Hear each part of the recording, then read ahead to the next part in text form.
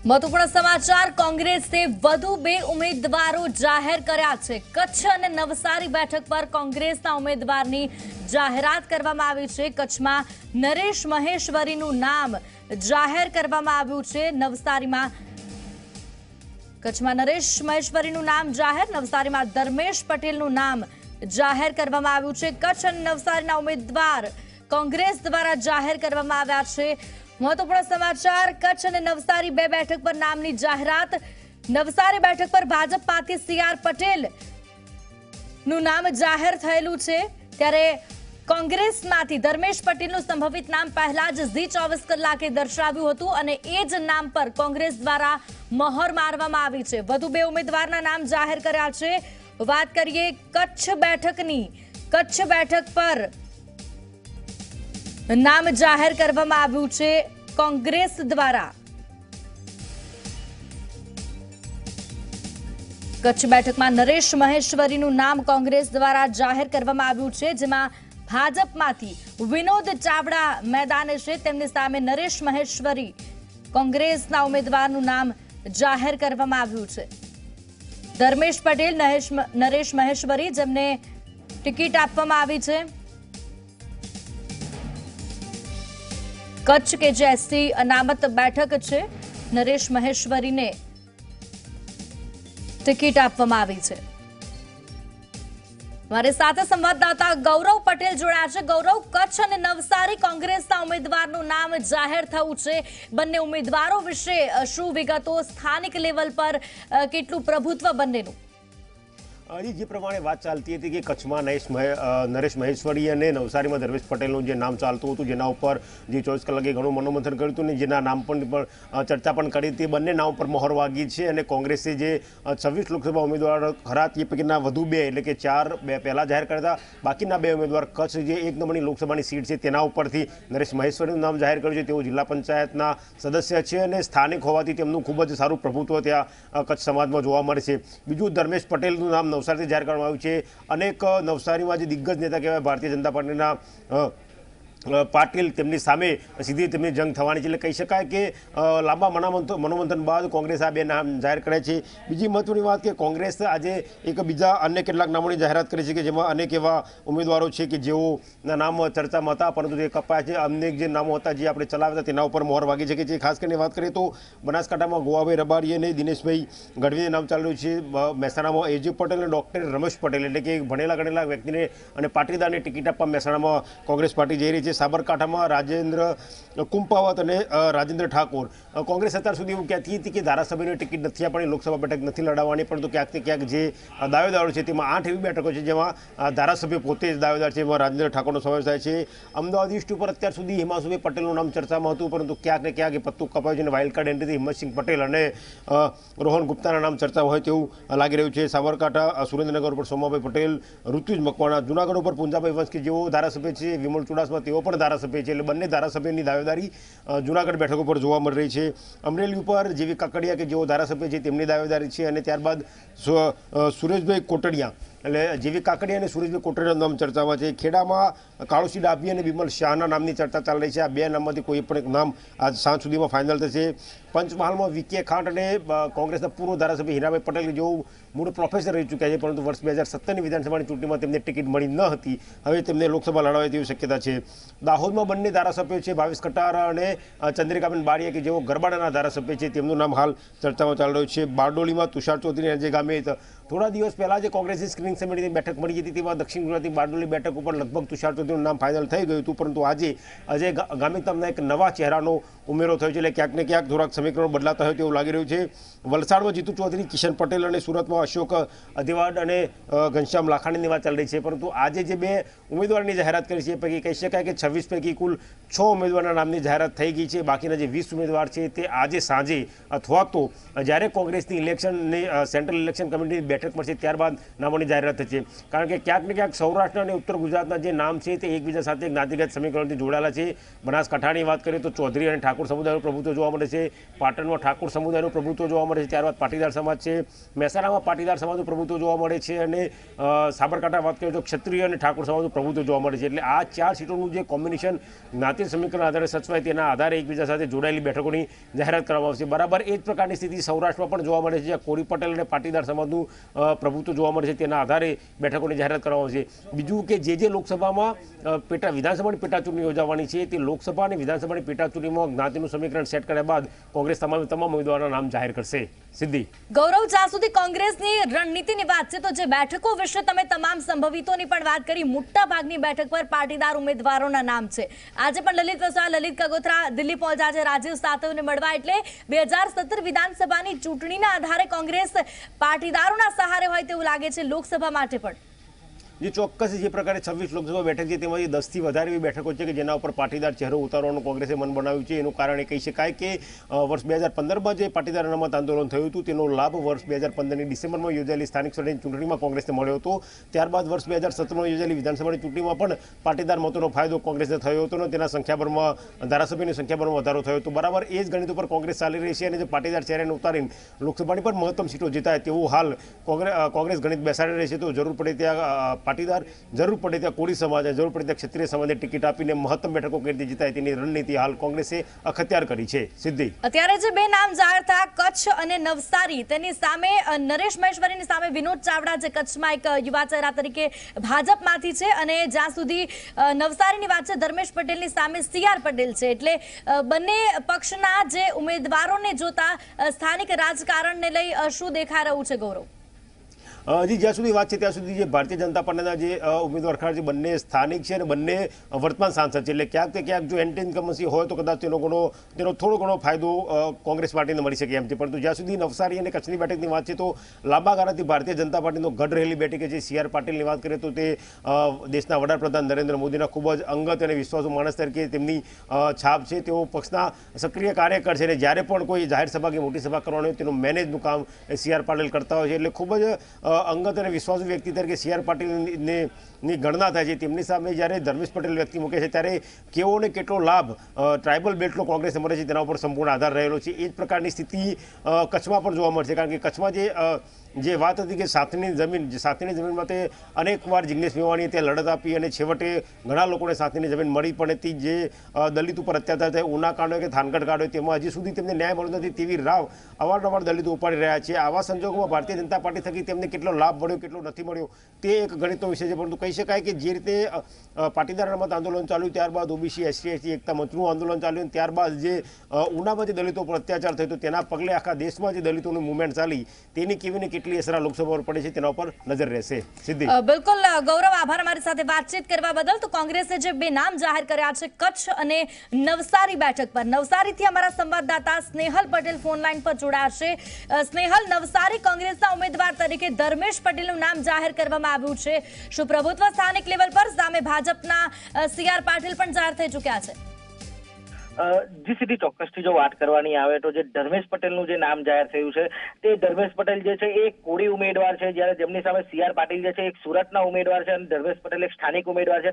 CR Patil જે છે એ 2 ટર્મથી લોકસભા લડી ચૂક્યા છે અને 2 ટર્મથી તે વર્તમાન સાંસદ તરીકે ચૂંટાતા આવ્યા છે અને હાલમાં પણ તેમનો ઉમેદવાર મૂક્યા છે અને તેમના જીતવાના ચાન્સીસ તો વધુ ને વધુ છે. જોકે આ વચ્ચે નવસારીની જો વાત કરવાની આવે તો નવસારીમાં થોડા સમય પહેલા જે ચાલ્યું હતું કે કોળી કોંગ્રેસ હોય કે ભાજપ જે પણ પક્ષ હોય તેમણે કોળી સમાજના ઉમેદવારને ટિકિટ આપવી જોઈએ, ત્યારે કોંગ્રેસે એ જ મુદ્દાને ધ્યાને રાખીને જો કોળી ઉમેદવાર મેદાને ઉતાર્યા હોય તેવું હાલ લાગી રહ્યું છે. ત્યારે જે આ કોળી ઉમેદવાર જે ધર્મેશ પટેલ જે છે એ અગાઉ વિજલપોર નગરપાલિકાના પ્રમુખ પર રહી ચૂક્યા છે અને સારું એવી નામના ધરાવે છે નવસારીમાં. ત્યારે CR પાટીલને ટક્કર આપી શકે તેવા એક ઉમેદવાર ધર્મેશ પટેલ જે છે તે કોંગ્રેસે મેદાનમાં ઉતાર્યા છે. ત્યારે હવે જોવાનું એ રહેશે કે ધર્મેશ પટેલ કેટલી ટક્કર આપી શકે છે. બિલકુલ સ્નેહલ, આભાર વાતચીત કરવા માટે. કચ્છથી અમારા સંવાદદાતા રાજેન્દ્ર ફોન લાઈન પર જોડાયેલા છે. રાજેન્દ્ર, ભાજપના વિનોદ ચાવડાની સામે કોંગ્રેસમાંથી નરેશ મહેશ્વરીનું નામ જાહેર, સ્થાનિક રાજકારણમાં શું પ્રભુત્વ કોનું અને કઈ રીતે જોઈ શકાય કોંગ્રેસના નરેશ મહેશ્વરી? તો કચ્છ કોંગ્રેસની અગાઉ જાહેરાત તો વહેલી થયેલી હતી, પરંતુ ફાઇનલ આજે થયેલું છે અને નરેશ મહેશ્વરી જે કચ્છ જિલ્લા કોંગ્રેસના પ્રમુખ તરીકે રહી ચૂક્યા છે અને એક જુજારુ નેતા તરીકે એમની છાપ કહેવાય છે. જોકે વિનોદ ચાવડા સામે કેટલો એ ટક્કર આપી શકશે એ તો સમય જ બતાવશે, પરંતુ કચ્છ કોંગ્રેસમાં એમના પ્રમુખ પદ વખતે સારું એવું નામ રહ્યું હતું અને અત્યારે એક જુજારુ નેતા તરીકે પણ એમની છાપ રહેલી છે. જી બિલકુલ આભાર વાતચીત કરવા બદલ. તો કચ્છ નવસારીના ઉમેદવાર જાહેર કર્યા છે, તો બીજી તરફ લલિત વસોયા, લલિત કગથરા અને કિરીટ પટેલ દિલ્હી પહોંચ્યા છે રાજીવ સાતવ સાથે મુલાકાત કરવા માટે. સંવાદદાતા હિતેન વિઠલાણી અમારી સાથે જોડાઈ ચૂક્યા છે દિલ્હીથી. હિતેન, કોંગ્રેસે વધુ 2 ઉમેદવારોની જાહેરાત કરી, તો બીજી તરફ 3 કોંગ્રેસના ધારાસભ્યો દિલ્હી પહોંચ્યા છે રાજીવ સાતવ સાથે મુલાકાત કરવા, કારણ કે તેઓને પણ લોકસભા ચૂંટણી લડવાની ઈચ્છા રાખીને તેઓ મુલાકાત કરવા પહોંચ્યા છે. બિલકુલ સીધી વાત કરીએ તો 20 માર્ચે કોંગ્રેસે 6 નામો પર મોહર લગાડી હતી. તેમાંથી 6 માંથી 2 નામોનું એલાન કરવામાં આવ્યું છે. ગાંધીનગર સીજે ચાવડાના નામ પર પણ મોહર લાગી ચૂકી હતી, પણ ક્યાંક ને ક્યાંક સોર્સેસનું કહેવું છે કે અમિત શાહ ગાંધીનગરથી ચૂંટણીના મેદાનમાં ઉતર્યા છે, જેથી કોંગ્રેસ હવે અમિત શાહની સામે કોઈ બીજો ચહેરો લાવવાની તૈયારી કરી રહી છે, જેથી ગાંધીનગરનું નામ લગભગ 28 તારીખ બાદ જાહેર થશે. બાકી 3 બેઠકો પર પણ જાતિગત સમીકરણોના કારણે કોંગ્રેસ જે છે તે ફરી એકવાર નવા ચહેરાને ઉતારે તેવી સંભાવના છે, જેથી હવે બચેલી 20 બેઠકો ઉપર સીઈસી 28 તારીખે યોજાવાની છે. અત્યારે સ્ક્રીનિંગ કમિટીની હાલ બેઠક જે છે તે કોંગ્રેસના વોર રૂમમાં ચાલી રહી છે. ત્યારબાદ 28 તારીખે 20 નામોની યાદીને લઈને સેન્ટ્રલ ઇલેક્શન કમિટીની બેઠકમાં તે નામોને રજૂ કરવામાં આવશે અને 28 તારીખે લેટ નાઇટ કાં તો 29 તારીખ સુધીમાં કોંગ્રેસની લિસ્ટ 20 બેઠકોની જાહેર થાય તેવું કહી શકાશે. પણ લલિત વસોયા, લલિત કગથરા અને કિરીટ પટેલ આ 3 ધારાસભ્યો એવા છે જે દિલ્હી પહોંચ્યા છે માત્ર 2 બેઠક માટે. લલિત વસોયા, અગર કોંગ્રેસ સૂત્રોનું માને તો લલિત વસોયા ખૂબ જ કોન્ફિડન્ટ નજર આવી રહ્યા છે. પોરબંદર બેઠકથી તેમની ટિકિટ કન્ફર્મ થઈ ગઈ હોય તેવું લગભગ કહી શકાય, કારણ કે જે હિસાબે લલિત વસોયા તૈયારી કરી રહ્યા છે તે 3 તારીખે 3 એપ્રિલે તે નામાંકન ભરવાની તૈયારી પણ કરી રહ્યા છે, ઉમેદવારી પત્ર ભરવાની તૈયારી કરી રહ્યા છે. કોંગ્રેસ સૂત્રોનું પણ કહેવું છે કે લલિત વસોયા એક પાટીદાર પેશ હોવાથી તેને કોંગ્રેસ જે છે તે ટિકિટ આપી શકે છે અને જીતવાવાળા ઉમેદવારની જેમ કોંગ્રેસ તેને માની રહી છે. બીજી તરફ લલિત કગથરાને પણ ટિકિટ જે છે તે રાજકોટથી કોંગ્રેસ સૂત્રોનું કહેવું છે કે મળી શકે છે. હાલ લલિત કગથરા ઓન કેમેરા કે ઓફ કેમેરા ખુલીને કશું બોલી નથી રહ્યા, પણ તે એ પણ ડિનાય નથી કરી રહ્યા કે તે રાજકોટથી નથી લડવા માંગી રહ્યા, તેમની એવી કોઈ ઈચ્છા નથી, એવું પણ એ મામલે પણ તે કોઈ પ્રકારની ડિનાયલ નથી કરી રહ્યા, જેથી ક્યાંક ને ક્યાંક કોંગ્રેસ સોર્સેસનું કહેવું છે કે જે આ 2 ધારાસભ્યો જે છે તે 2 ધારાસભ્યોને કોંગ્રેસ જીતવાવાળા ઉમેદવારની જેમ જોઈ રહી છે અને કોંગ્રેસ લગભગ આજ સાંજ સુધીમાં નક્કી કરી દેશે કે તેમને ટિકિટ આપવામાં આવશે કે નહીં આવે.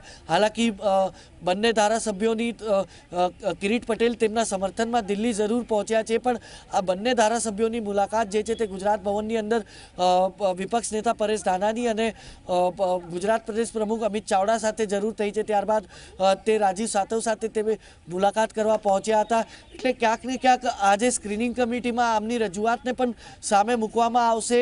20 નામો ઉપર જે પેનલ બનાવવામાં આવ્યું છે તેમાંથી 20 નામો ઉપર મોહર લગાડવામાં આવશે અને તે 20 નામોને લઈને 28 તારીખે સેન્ટ્રલ ઇલેક્શન કમિટી સમક્ષ રજૂ કરવામાં આવશે અને ત્યારબાદ કોંગ્રેસ જે છે તે પોતાના પત્તા ખોલશે. એટલે સાફ થઈ ચૂક્યું છે કે કોંગ્રેસ બીજેપીના પહેલા પોતાના ઉમેદવાર જાહેર નથી કરવા માંગી રહી, કારણ કે કોંગ્રેસને હજુ પણ ડર છે કે બીજેપીની પહેલાં અગર ઉમેદવાર જાહેર થઈ જશે તો ક્યાંક ને ક્યાંક બીજેપી તેમના ઉમેદવારને ના તોડી પાડે, કાં તો બીજેપી તેમની સામે કોઈ એવો કદ્દાવર ચહેરો ના ઊભો કરી દે કે કોંગ્રેસને ત્યાં હારનો સામનો કરવો પડે. હાલાકી બીજેપીને પણ ખબર છે કે 26 બેઠક જીતવી ફરી એકવાર કઠિન છે, જેથી અમિત શાહ જેવો ચહેરો, રાષ્ટ્રીય નેતૃત્વ જે બીજેપીના ચાણક્ય મનાય છે, તેને ખુદ ગાંધીનગર મોકલવા પડ્યા છે કે અમિત શાહના ફેસને આગળ કરીને ક્યાંક ને ક્યાંક બીજેપી ફરી એકવાર 26 બેઠકો જીતવાની રણનીતિ તો બનાવી રહી છે, પણ કોંગ્રેસ પણ જે છે તે જાતિગત સમીકરણોને ધ્યાનમાં રાખીને એક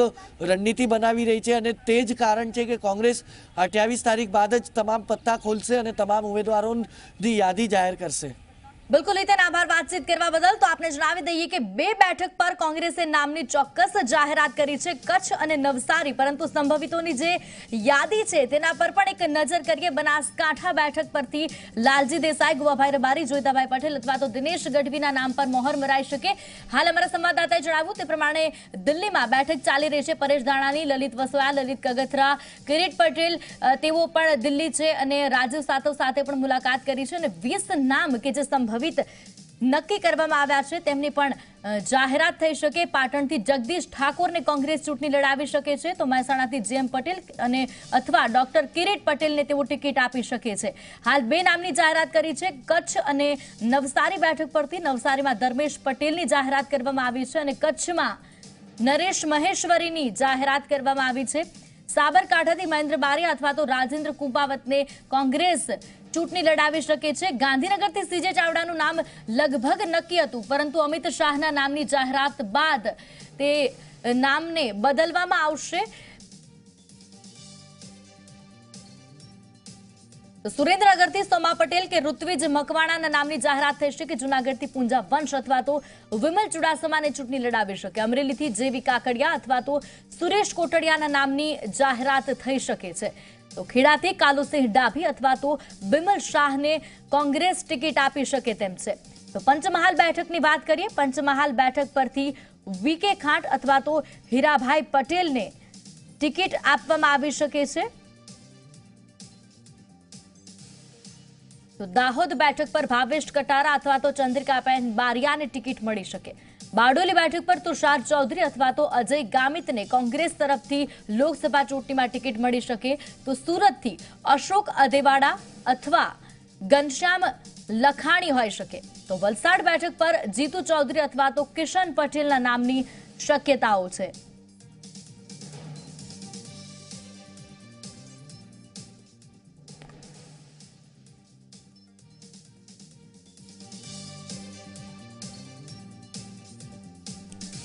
हमारे साथ हमारा संवाददाता ब्रिजेश दोशी जोड़ाયેલા છે। ब्रिजेश, કોંગ્રેસે 2 બેઠક કચ્છ અને નવસારી પર ઉમેદવારના નામની જાહેરાત કરી છે, જેમની સામે ભાજપમાંથી વાત કરીએ તો કચ્છથી વિનોદ ચાવડા અને નવસારીથી સીઆર પાટીલ છે અને કોંગ્રેસ આ ઉપરાંત જે 20 ઉમેદવાર છે તેના નામ પણ ભાજપ ઉમેદવારની યાદી જાહેર કરે ત્યાર બાદ જાહેર કરવા માંગે છે। કેટલી બંને બાબતોને જોઈ શકાય અને ભાજપના જે 2 બેઠક પર જે ઉમેદવાર છે તે કેટલી ટક્કર કોંગ્રેસના 2 ઉમેદવારોને આપી શકશે?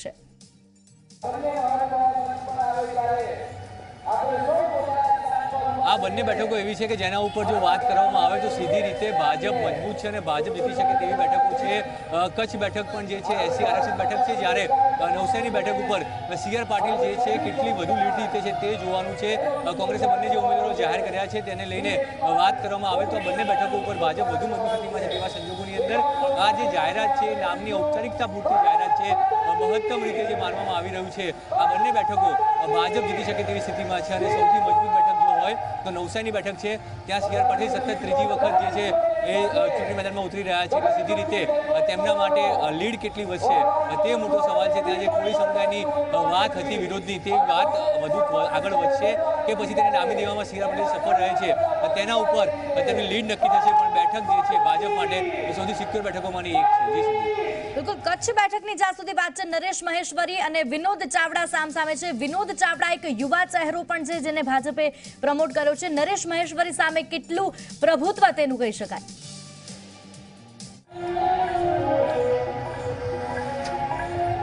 બિલકુલ, નરેશ મહેશ્વરીની સામે જે છે વિનોદ ચાવડાને 5 વર્ષનો એક્સપિરિયન્સ થઈ ચૂક્યો છે સાંસદ તરીકે। તેઓ ગત વખતે લડ્યા ત્યારે તેઓ નવા ચહેરા હતા, પરંતુ 5 વર્ષનો અનુભવ અને તેઓ ઘડાઈ ચૂક્યા છે। હવે 5 વર્ષના તેમના જે વિકાસ કાર્યો છે તેના ઉપર તેઓ મત માંગવા જઈ રહ્યા છે, એટલે સીધી રીતે તેમના વિકાસ કાર્યો ઉપર તેમને મત મળશે। અને જે રીતે વાત કરવામાં આવે 4 વિરુદ્ધ 3, ત્યાં જે 7 વિધાનસભાઓ છે એમાંથી કોંગ્રેસ અને ભાજપ પાસે લગભગ સરખી બેઠકો છે। તો તેવા સંજોગોની અંદર કોંગ્રેસ માટે જે સારો કોઈ મોટો ચહેરો આવતો કદાચ ફરક પડી શકતો હતો, પરંતુ જિલ્લા પંચાયતના સદસ્યને ટિકિટ આપી તેવા સંજોગોની અંદર નરેશ મહેશ્વરીની સામે વિનોદ ચાવડાનું પત્તું જે છે ચોક્કસ ભારે છે અને તેઓ તેની સામે વધુ મજબૂત દાવેદાર છે। જી બિલકુલ બ્રિજેશ, આભાર વાતચીત કરવા બદલ। તો આ તમામ સમીકરણો છે આપણે વાત કરી કે કોંગ્રેસમાંથી જે 2 ઉમેદવારના નામ જાહેર કરવામાં આવ્યા, બંને બેઠક પર ભાજપ મજબૂત હોય તેવું દેખાઈ રહ્યું